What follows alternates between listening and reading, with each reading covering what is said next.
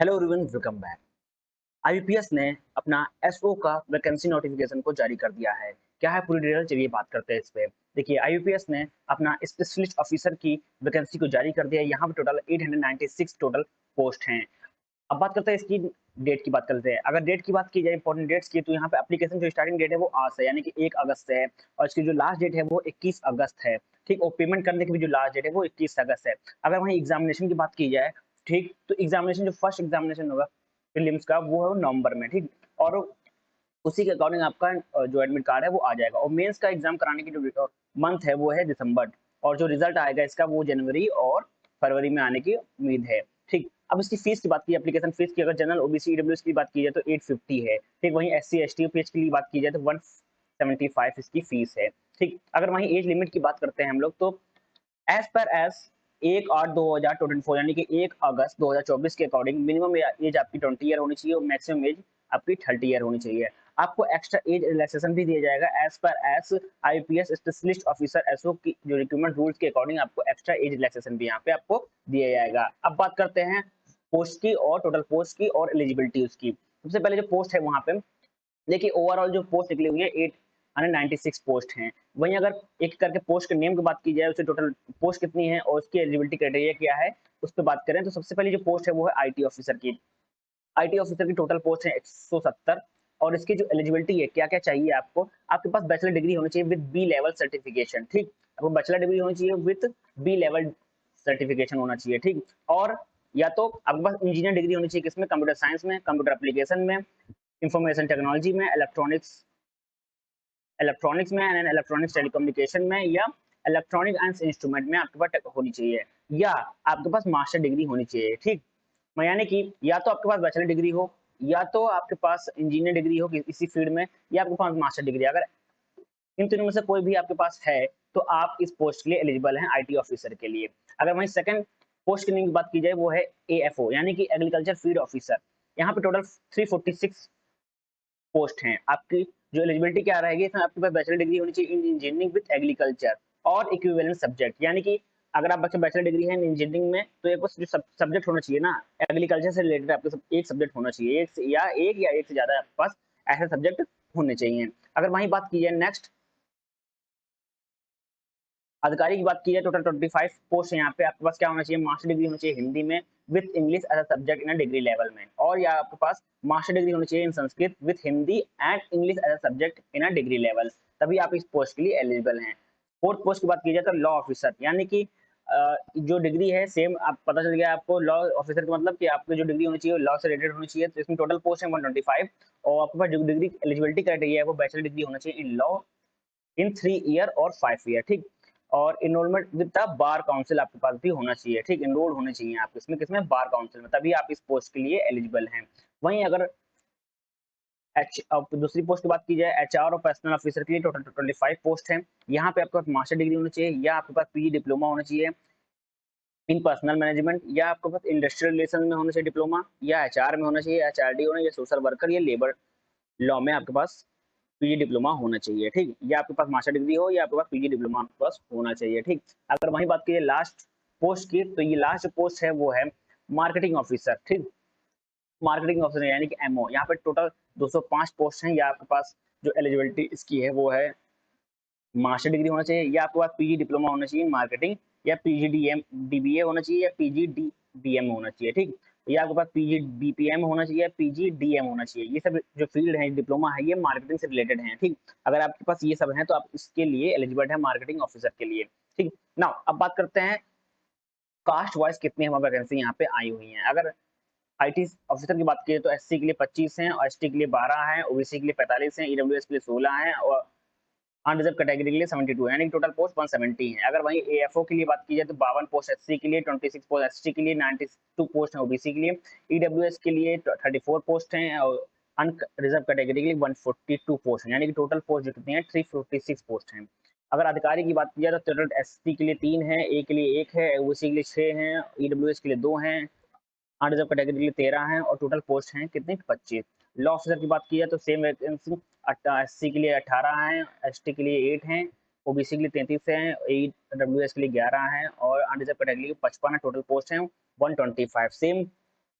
बाकी जो है इसमें मार्केटिंग के लिए भी देख लीजिए कि एचआर के लिए 3 है, एससी में, एसटी के लिए 1 है, ओबीसी के लिए 6 हैं, ईडब्ल्यूएस के लिए 2 हैं, अनरिजर्व कैटेगरी के लिए 13 है, टोटल पोस्ट कितनी है 25 है। अगर मार्केटिंग ऑफिसर की बात की जाए तो एससी के लिए 31 है, एसटी के लिए 15 है और ओबीसी के लिए 55 है, ईडब्ल्यूएस के लिए 21 है, अनरिजर्व कैटेगरी के लिए 3 है और 205 किसके लिए हैं, टोटल पोस्ट हैं मार्केटिंग ऑफिसर के लिए। ठीक, नाउ अब बात करेंगे कि इसकी कैसे फिल कर सकते हैं फॉर्म। देखिए आपके पास यहाँ पे सबसे पहले क्या होना चाहिए, एलिजिबिलिटी क्राइटेरिया आपके पास कंप्लीट होना चाहिए कि आप इसमें बैचलर डिग्री हैं या आपके पास पीजी डिप्लोमा है, वो आपके पास आईडी होनी चाहिए, आईडी प्रूफ होनी चाहिए, एड्रेस प्रूफ होनी, बेसिक डिटेल्स होनी चाहिए।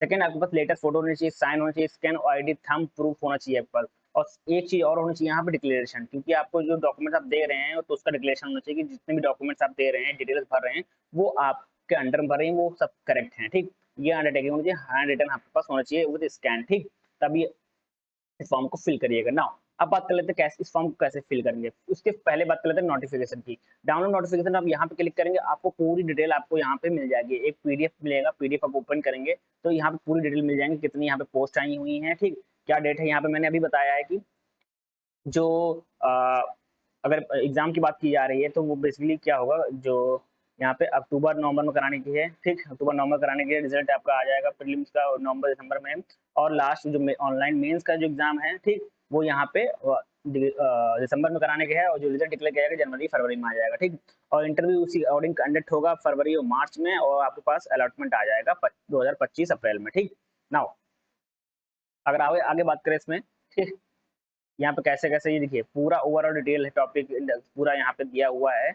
नाउ जो मेन मेन चीजें मैं आपको बता देता हूँ सबसे पहले, और आपका एज रिलैक्सेशन जो यहाँ पे category wise age extra age relaxation मिलेगा, जैसे कि एससी एसटी के लिए 5 साल एक्स्ट्रा एज रिलैक्सेशन है, और अदर बैकवर्ड क्लासेस के लिए 3 साल यहाँ पे। ठीक, पर्सन विद बेंचमार्क डिसेबिलिटी के लिए भी यहाँ पे है 10 साल है, और एक्स सर्विसमैन और commission officer including emergency officer उनके लिए भी यहाँ 5 साल एज रिलैक्सेशन भी यहाँ पे गिवन है। ठीक, ठीक, अब बात करते हैं यहाँ पे ओवरऑल कि यहाँ पे आपको डिक्लेरेशन भी यहाँ पे होगा कि डिक्लेरेशन जो आपको देना है यहाँ पे।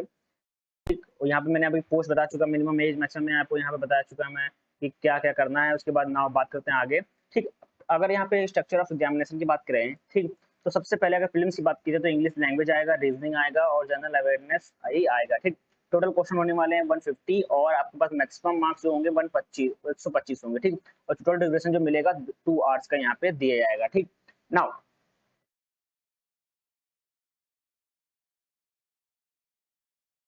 नाउ आगे मूव करते हैं यहाँ पे। ठीक, अगर मेन एग्जाम की बात की जाए तो मेन एग्जाम में प्रोफेशनल नॉलेज जो होगी वो 60 क्वेश्चन होंगे, उसमें टोटल मार्क्स मैक्सिमम मार्क्स होंगे 60 होंगे, और मीडियम ऑफ एग्जामिनेशन यहाँ पे इंग्लिश और हिंदी होगा। ड्यूरेशन कितना मिलेगा 45 मिनट मिलेगा। ठीक, अगर यहाँ पे पोस्ट वाइज अगर बात की जाए तो अधिकारी की बात की जाए तो यहाँ पे ऑब्जेक्टिव और डिस्क्रिप्टिव दोनों के लिए भी है।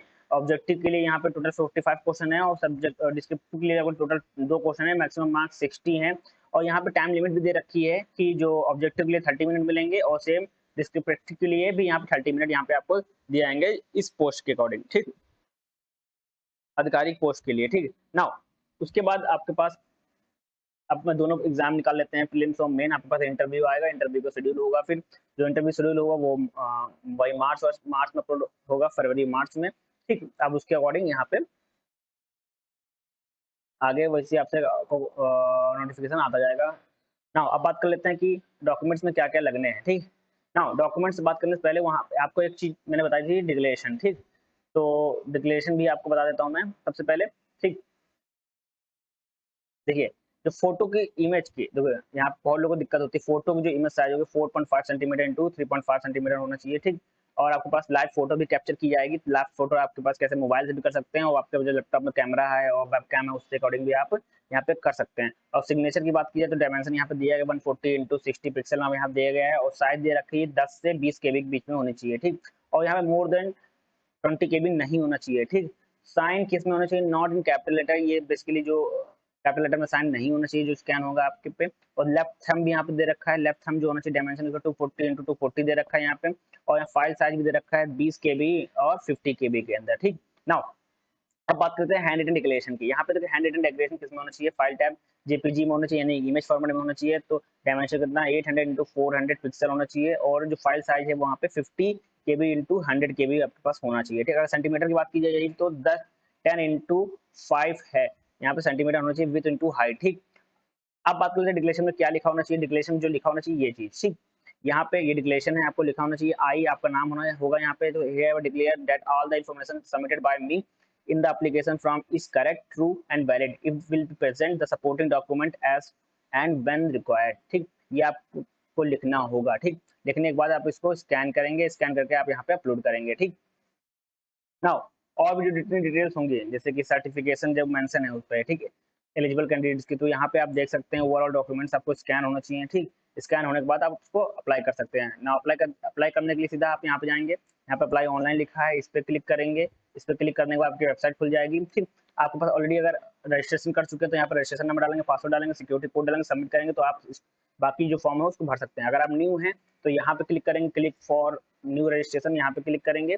जैसे ही क्लिक करेंगे तो यहाँ पे एक पेज खुल के आएगा। पेज में यहाँ पे देखिए, आप यहाँ पे फर्स्ट नेम कंफर्म नेम कर सकते हैं, फिर यहाँ पे ओवरऑल डिटेल भरने के बाद, ठीक, मोबाइल नंबर कॉन्टैक्ट डिटेल भरने के बाद आपके पास क्या मिल जाएगा, आपके पास रजिस्ट्रेशन नंबर मिल जाएगा और आपके पास पासवर्ड मिल जाएगा। पासवर्ड मिलने के बाद जैसे आप लॉगिन करेंगे, ठीक, दोबारा से लॉगिन करेंगे तो आप जितनी भी डिटेल्स हैं, जैसे कि फोटो सिग्नेचर अपलोड करना डिटेल्स हो गई, एजुकेशन से रिलेटेड हो गई, उसको प्रीव्यू करेंगे, अपलोड करेंगे डॉक्यूमेंट, जैसे हो गया, डिक्लेरेशन हो गया, थम हो गया, उसको आप अपलोड करेंगे, उसका पेमेंट करेंगे तो आपका फॉर्म फिल हो जाएगा, ठीक।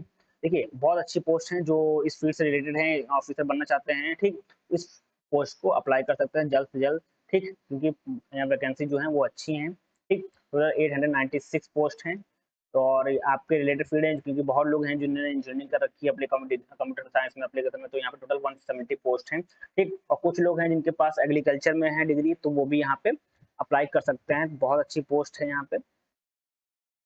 Thank you everyone.